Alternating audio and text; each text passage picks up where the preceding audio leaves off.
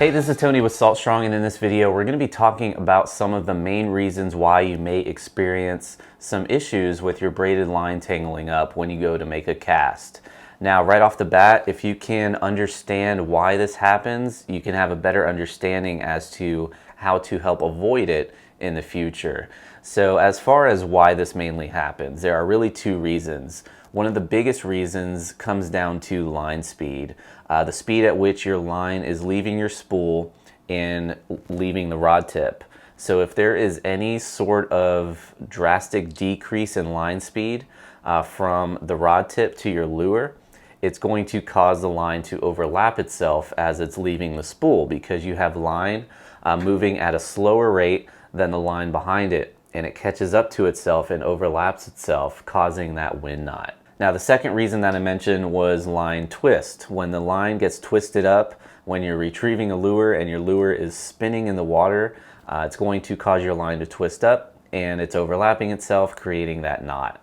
So going back to line speed, as I said, if your line is leaving the spool of your reel, it's going out at a consistent speed, and you want to maintain that speed from your spool through the guides and out through the rod tip, because if your line slows down as it leaves the rod tip, all of this line behind it is moving at a faster rate, so it's going to catch up to that line. So one of the biggest tips that I tell people to do is just to make sure you're not casting your leader knot through your guides, because when you do that, what's happening is that leader knot is hitting your guides as it's going out, and it's slowing that line down. So again, the line behind it is catching up to it, causing that knot. Now, another reason you experience wind knots, and probably the biggest reason, is going to be casting into the wind. You do not want to cast into the wind, because what happens, again, comes down to line speed. As soon as your lure starts to go into the wind, it's slowing down drastically.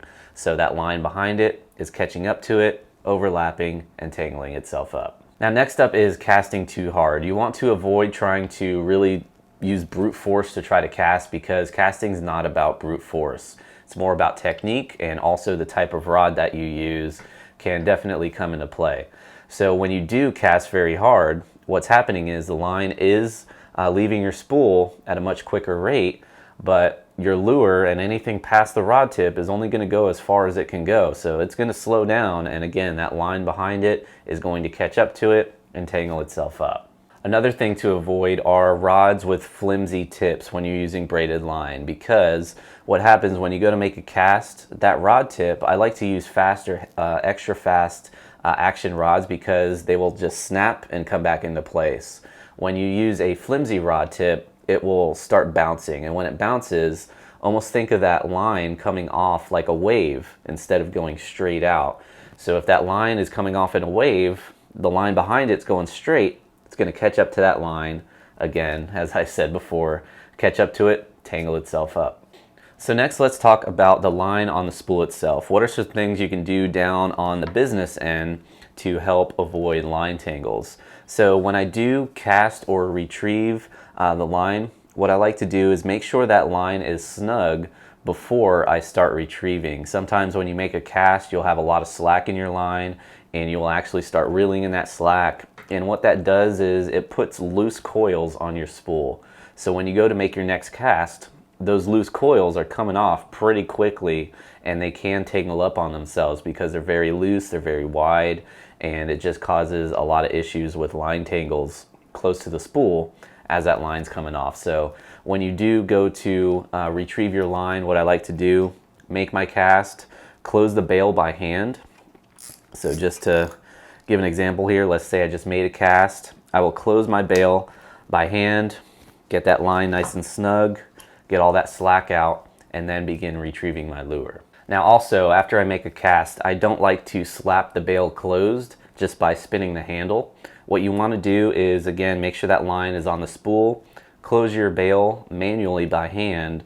That way you know that that line is on the spool and it didn't slap on there and it's all tangled up from that bail just snapping shut by spinning the handle on the reel. Also, I like to stop my cast by hand before closing the bail. So once that lure is about to hit the water, I will actually stop the line with my finger and then close the bail by hand and begin my retrieve that way. Now, something else that's very important is the line that's actually on your spool when you go to spool up or fill up your spool with braid. Now, you don't want to overfill with line. You don't want to put too much line on your spool because, again, those coils near the edge are going to be a lot more loose. They're almost going to fall off if you overfill your spool with line. So you don't want that to happen because, again, when those coils just sort of fall off your reel, they're going to overlap themselves and tangle up. Also, check to see how your line actually lays on the spool.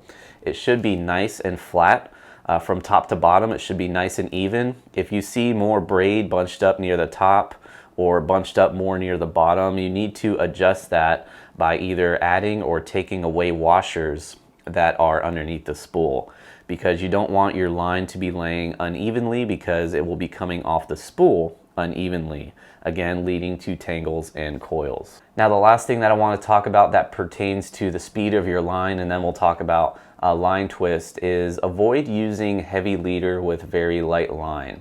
So for example, if you're using 10 or 15 pound braid, I highly recommend not going above 30 or 40. 40 would be pushing it. You don't want to go too heavy because that heavier leader is going to have a lot of wind resistance compared to the very light braid that's behind it. So if that leader is slowing down your line after it leaves a rod tip, that line behind it, again, is going to catch up to it and tangle itself up.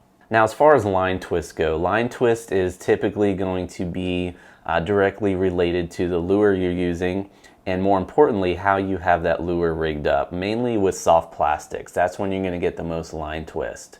If you're using a soft plastic jerkbait, that's typically one of the biggest culprits with line twist, because if they're not rigged properly, they will start spinning and helicoptering in the water. And when they do that, they're going to twist up your line. And when you go to make your next cast, that line's going to come off the spool and start twisting over itself and tangle up. So when you do rig up your lures, make sure they're nice and straight. Make sure that hook point is coming out directly from the middle of the body out through the top, because if that hook point comes out the side of the body, that lure is now going to be curved and that lure is going to start to spin in the water. So definitely make sure you're rigging up your lures nice and straight. Also, if you're using lures in heavy current, if you're using spoons or any type of soft plastics, if you're fishing in heavy current, they may have a tendency to spin more. Or if you're using live bait that's sitting on the bottom in current, it's going to spin a lot. In that case, I would highly recommend using a swivel to help avoid that line twist. Now, these wind knots are something that really can't be avoided 100%, but you can use these tips to help minimize them from happening.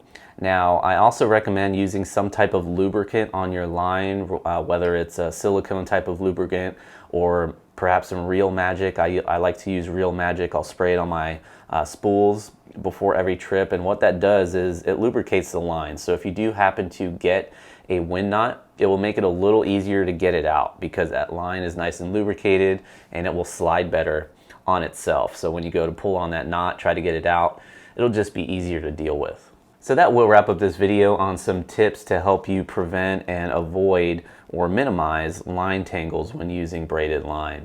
If you have any questions or comments or perhaps some additional tips you would like to share, definitely let us know down below. Until then, thanks for watching, and I'll see you on the next video. Are you sick and tired of not catching as many inshore saltwater fish as you want to? Do you wish that you could catch as many redfish, speckled trout, snook, and flounder as you deserve based on how much time and money you've invested into fishing? Let's get honest for a second. You're clearly not where you thought you'd be by now, or you wouldn't be watching fishing tutorials this very moment, right? Listen, if you're ready for a better solution to catching fish on every single trip and having an upper hand on the fish and your fishing buddies, then go check out www.smartfishingspots.com. You'll receive thousands of proven inshore fishing spots, regional fishing reports, and even massive discounts on all of your favorite fishing brands. See you over at smartfishingspots.com right now.